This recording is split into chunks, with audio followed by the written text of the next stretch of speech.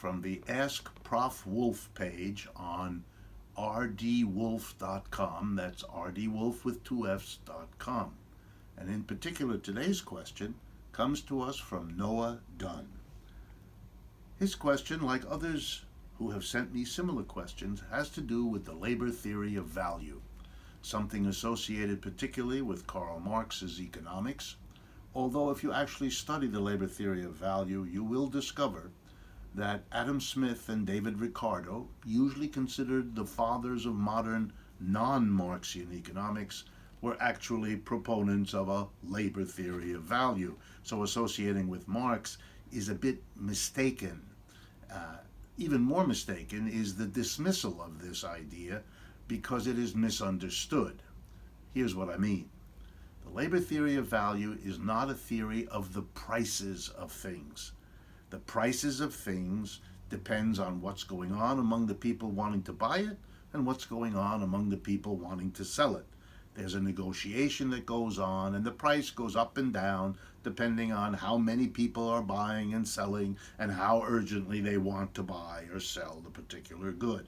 Marx was never so silly or simple-minded as to suggest that the price of something being affected by buyers and sellers would necessarily be accounted for by the amount of labor that went in it. So what does the labor theory of value tell us? Well, first, notice something. It's not the labor theory of price. It's the labor theory of something else. So we have to understand what is value. And here's what Marx meant. In every society in the history of the human race, that society could only survive if it produced the goods and services without which life isn't possible. The food, the clothing, the shelter, the things we need. So in every society, you have to allocate, you have to assign the people who can do the work to make the clothing, the food, the shelter that the community needs. Somehow that has to be worked out. Maybe a chief will tell this one you make bread, this one you make shirts, and so on. Or maybe a council will, or maybe it'll happen in the market. There's lots of ways it can happen, but it has to happen.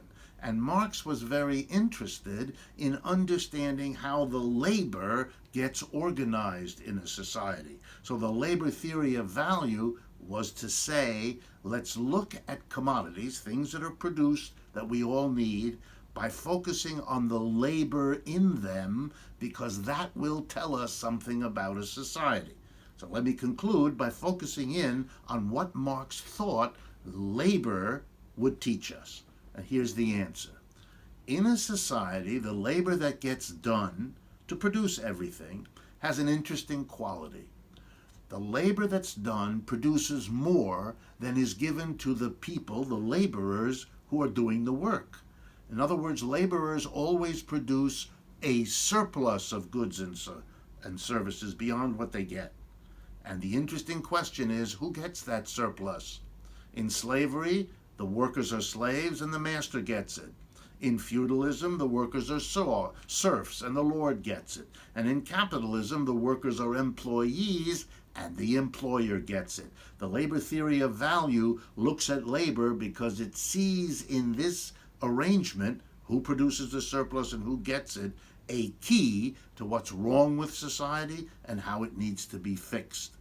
It's a completely different question for conventional economics. They're not interested in surpluses. They're not much interested in labor. They are interested in the prices of things, why they bounce up and down. Very nice. I can see their interest, but it's not my interest because I'm trying to understand what makes a society work well or not. When do you need social change? For that, the labor theory of value is very helpful, and the theory of price of conventional economics, not so much.